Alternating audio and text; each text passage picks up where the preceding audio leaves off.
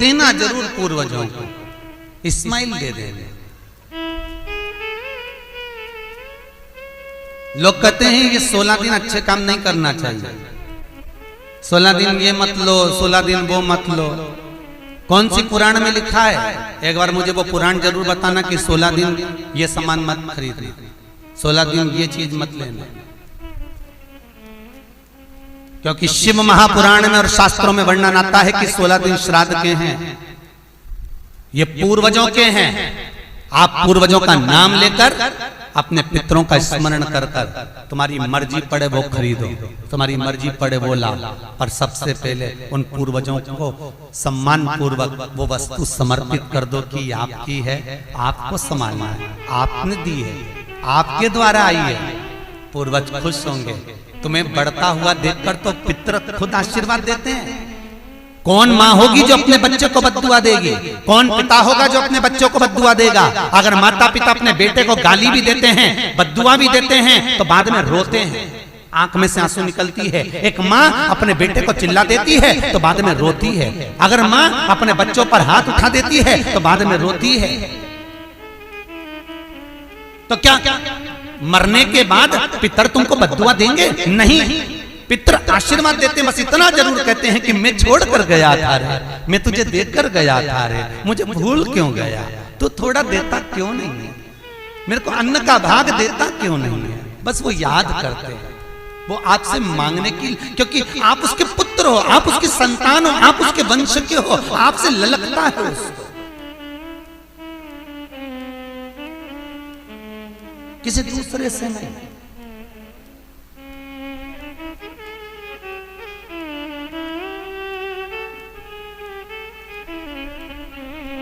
प्रेम दीजिए।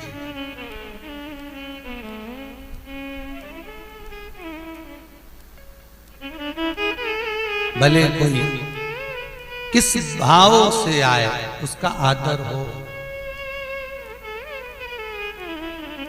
उसका सम्मान।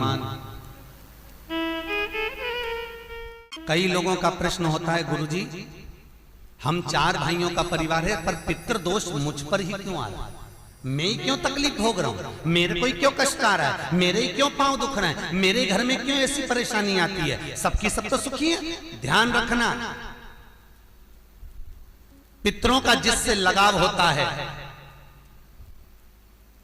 और जिसको पितरों ने दिया होता है, पूर्वजों ने दिया होता है, भगवान ने दिया होता है, लालसा उसी से होती है। भीख मांगने वाला, भिक्षा मांगने वाला भिखारी भी होता है, भिक्षुक भी होता है। तो गाड़ी देख लेता है कि 4 व्हीलर गाड़ी से आया है तो सेठ जी 10 रुपया देगा। कोई पैदल जाता है तो भिखारी भी सोचता है बेचारा क्या देगा, उसके पास तो खुद नहीं, पाँव में चप्पल नहीं पहना है, फिर भी हाथ फैला देता है कि दे दे तो ठीक है, नहीं तो कोई गाड़ी वाला तो देगा ना मुझको। उसी तरह घर के पूर्वज, घर के जो आहूत होते हैं, घर के जो पितर होते हैं, घर के जो वासुक होते हैं, घर के जो पूर्वज होते हैं, आशा उसी से लगते हैं जो दे सकता है। जिसके पास है ही नहीं उससे क्या आशा रखेंगे? जिसके पास कुछ है ही नहीं उससे आशा रखना क्या?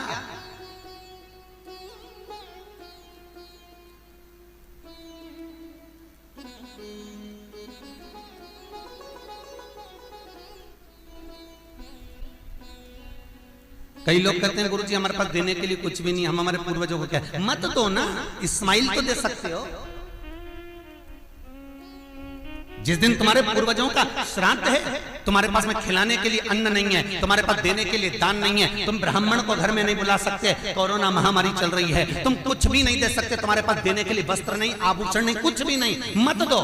निवेदन है बस चेहरे पर प्रसन्नता रखकर, एक निवेदन है कि चेहरे पर प्रसन्नता रखकर उस दिन अपने पूर्वजों को याद जरूर करना और कह देना कि आप ही का दिया हुआ है जो हम खा रहे हैं, हम पर करुणा करना, हमारे पास कुछ भी नहीं है। डब्बे में से गुड़ या शक्कर निकालकर अरे गैस को लाइटर से जलाकर उसकी अग्नि में छोड़ देना, पर 2 दाने शक्कर के छोड़ना जरूर, जिससे वो जीवात्मा दरवाजे पर आकर भूखी ना जाए, उसके मुख में कुछ तो चला जाए और वो जीवात्मा तुम्हें आशीर्वाद दे जाए। तुम्हारे पास कुछ ना हो तो इतना तो दे सकते हो साहब, स्माइल तो दे सकते हो, प्रसन्नता तो दे सकते हो, मीठी वाणी तो दे सकते हो, अपने पूर्वजों को याद तो कर सकते हो, अपने इष्ट को याद तो कर सकते हो, जिसने दिया है उसका गुणगान तो गा सकते हो।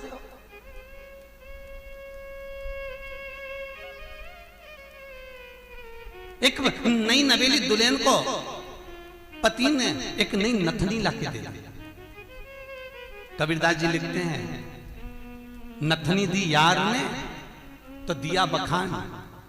यार ने केवल एक नथनी लाकर दी है, पति ने केवल एक नथनी लाकर दी है, सोने की बड़ी सुंदर, सबको दिखा रही है, घूंघटे में उघाड़ उघाड़ कर दिखा रही है, मेरे पति ने दी है। झुमका बार बार दिखा रही है, मेरे पति ने दी है, मेरे पति ने दी है। एक नथनी मात्र 2000, 5000, 10,000, 20,000, 25,000, 50,000, 1 लाख, 2 लाख की नथनी पति देता है तो सारे जगत को दिखा देते हो। वो परमात्मा देता है तो किसको क्यों नहीं बोलते कि उसने दिया है, उस पूर्वजों ने दिया है। वो छोड़ कर गए थे तो हम खा रहे हैं, अगर वो छोड़कर नहीं जाते तो रोड पर मिल जाते। लोग कहते हैं हमारी माँ ने हमको क्या दिया, हमारे पिता ने हमको क्या दिया, सब उसको देकर चले गए। भले वो किसी को दे जाएं पर आशीर्वाद लिए बगैर मत जाने देना। भले वो कितना भी पक्षपात करें, भले वो कितनी भी बेईमानी करें, भले वो कितना भी कपट करें, वो सारी जायदाद उठाकर किसी को भी दे दें, पर उन माता पिता का सम्मान जरूर करना, क्योंकि वो मरते मरते आशीर्वाद जरूर दे जाएंगे कि मैंने तुझे कुछ नहीं दिया, ले मैं तुझे आशीर्वाद देता हूँ, और तुम्हें आशीर्वाद मिल गया तो तुम निहाल हो गए। वर चाहिए, आशीर्वाद चाहिए, धन दौलत नहीं। श्राद्ध पक्ष की कथा कहती है, ये श्राद्ध पक्ष का जो वर्णन गरुड़ पुराण में कहा गया कि जीवात्मा सबसे पहले जाती है तो घर पर जाती है, जैसे जट्ठा और मट्ठा की कथा।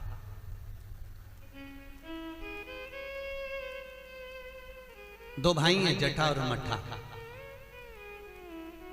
दोनों साथ में रहते थे, पर इनकी जो धर्म पत्नियां थीं आपस में कुछ भेदभाव हो गया, दोनों अलग अलग हो गए। जट्ठा बहुत धनपति था, मट्ठा थोड़ा सा गरीब था, दोनों अलग अलग रहे। जट्ठा का बिजनेस अच्छा चलता है, जट्ठा का धन बहुत सारा है, संपदा बहुत सारी है, क्योंकि माता पिता का सारा धन जट्ठा ने अपने कब्जे में रख रखा था। सारे माता पिता की जितनी प्रॉपर्टी थी, जितना वैभव था, जितनी सत्ता थी, जट्ठा ने अपने कब्जे में रख ली थी। और मट्ठा ऐसे ही बेचारा सहज भाव का, भोला भंडारी, सरलता का भाव वाला चल दिया, अपना बोरी बिस्तर उठाया, अपनी पत्नी के साथ, बच्चों के साथ चले गए।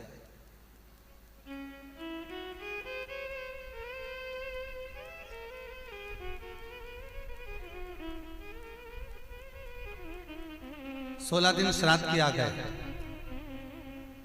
एक दिन जट्ठा की पत्नी बोली, सुनो, इतना सारा गाड़ी बंगला जमीन जायदाद ढेर सारी है, 200 एकड़ जमीन, 200 बीघा जमीन है, 4 ट्रैक्टर हैं, गाड़ी बंगला ढेर सारा है, खूब वैभव बना हुआ है, पर अपन अपने घर में सेठ बनकर रहते हैं, पर दुनिया को क्या मालूम कि अपने पास कितनी दौलत है, कितनी जायदाद है, अपने परिवार वालों को, रिश्तेदारों को, किसको क्या मालूम कि अपने पास में कितनी सत्ता, अपन कितने राशि ठाठ में रहते हैं। तो पति बोला क्या करना है, पत्नी बोली एक काम करो, तुम्हारे जो पिताजी मर गए थे उनका श्राद्ध आ रहा है,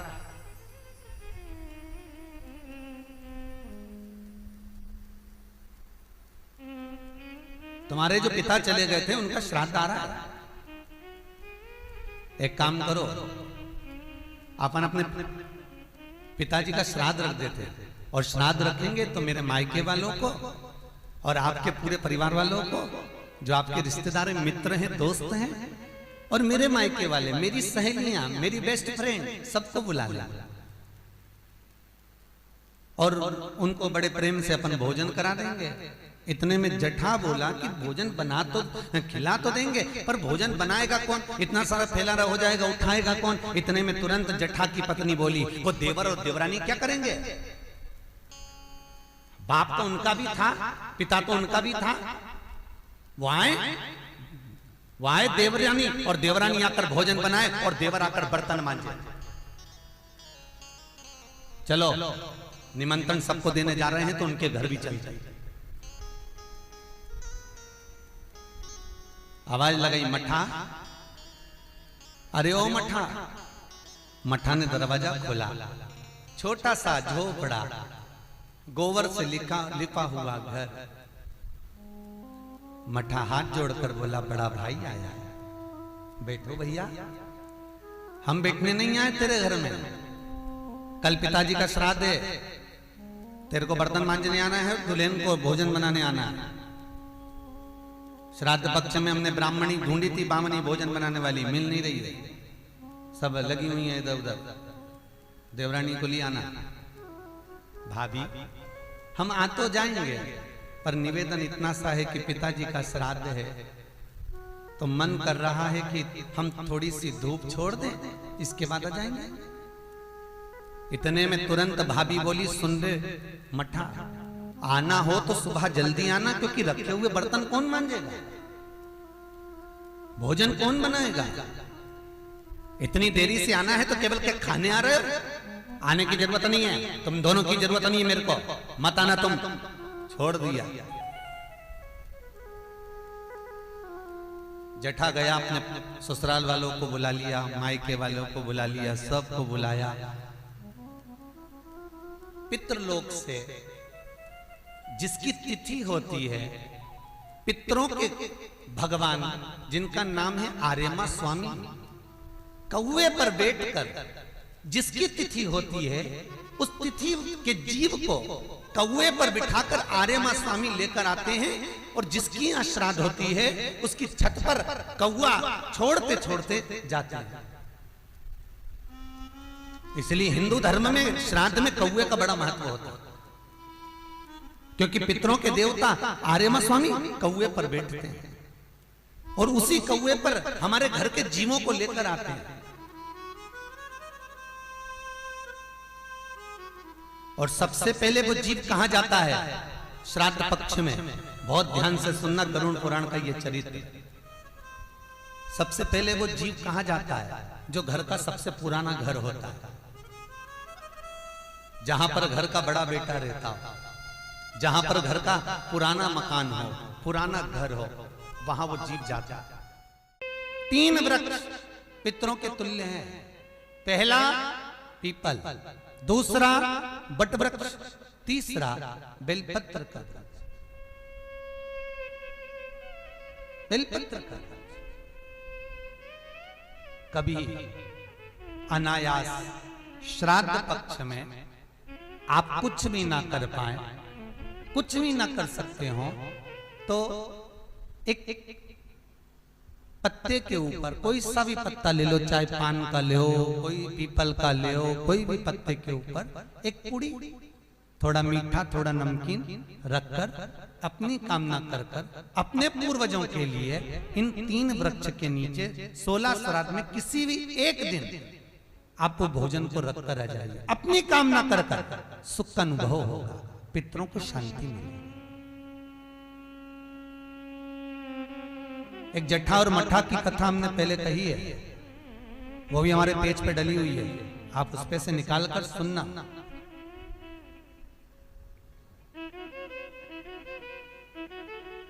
उसमें भी हमने व्याख्यान वर्णन करा जट्ठा मट्ठा की कथा। 3 वृक्ष पितरों के तुल्य हैं, 3 पक्षी पितरों के तुल्य हैं, कौवा, हंस और गरुड़।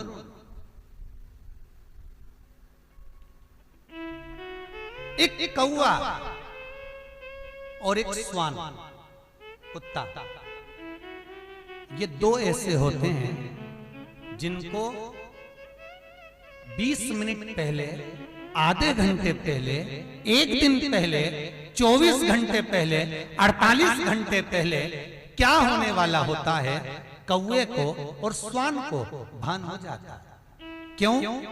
क्योंकि ये यमलोक में जहां यमराज निवास करते हैं, स्वान और कौवा उस स्थान का भाग ग्रहण करते हैं, और इनको ये ज्ञान पूर्व से यमराज से प्राप्त होता रहता है, पूर्ववान होता प्राप्त होता रहता है।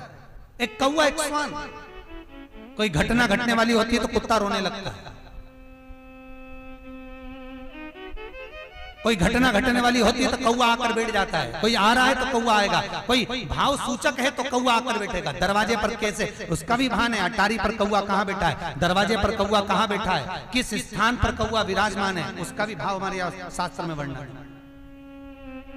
3 पक्षी, 3 वृक्ष पितरों के तुल्य हैं। पक्षियों में कौवा हंस और गरुण ये पितरों के तुल्य जो अधोगति में मर जाते हैं, जिनको पिंड नहीं मिलता, तर्पण नहीं होता, ब्राह्मण का भोज नहीं मिल पाता, जो मर जाते हैं, जिनका अंतिम संस्कार तक नहीं होता, जिनकी गति बिगड़ जाती है, ऐसे जीव कौवे के अंश में प्रकट होते हैं, जो पूर्ण फल लेकर जाते हैं। पितृलोक में जगह नहीं होती, बैकुंठ में जगह नहीं होती, कहीं अगर जगह नहीं है देवलोक में तो इनको कौवे के अंश में, गरुड़ के अंश में या हंस के अंश में डाल दिया जाता है। महाराज फिर अगला वर्णन किया, 3 पशु कुत्ता, गाय और हाथी ये पितरों के तुल्य होते। शिव महापुराण की कथा कहती है अगर श्राद्ध पक्ष में गया नहीं जा सकते तो गाय के मुख में गयासुर ने वर दिया था कि गाय के मुख में अगर कोई गया नहीं आ पाएगा तो गयासुर 16 दिन गाय के मुख में निवास करेगा। और गाय के मुख में श्राद्ध के समय पर अगर कोई रोटी देगा, श्राद्ध के समय पर जो भाग देगा उसको गया जी में पिंड करने का पुण्य फल प्राप्त होगा। ये गयासुर का वर गौ माता के लिए था। तो गाय के मुख में 16 दिन तक गया क्षेत्र का पिंड का भाग प्राप्त होगा। कुत्ता, गाय और हाथी। स्वान को रोटी क्यों देते हैं? क्योंकि स्वान पितरों को अपना भाग प्रदान कर देता। स्वान रखता नहीं है, चुका देता। फिर 3 जलचर है महाराज जो पितरों के तुल्य हैं, मछली, कछुआ और नाग। पिंड जो बनाया जाता है वो पानी में दिया जाता है। मछली जिसको पाती है वो पितरों को प्राप्त होता है। कछुआ श्रावण के इस 16 श्राद्ध के अंतर्गत कछुआ यदि आपके दिए हुए भाग को पा लेता है तो वो जीव उसी समय पर तर जाए। और महाराज नाग वो भी पितरों के तुल्य माना। इन 3 पितरों के क्रम का वर्णन किया गया है। भगवान शिव ओगड़दानी बट का वृक्ष के रूप में ब्रह्मा को बना देते हैं और शंकर बटकेश्वर महादेव के रूप में विराजमान हो जाते हैं। ऐसा सुंदर प्रसंग शिव महापुराण में वर्णन किया।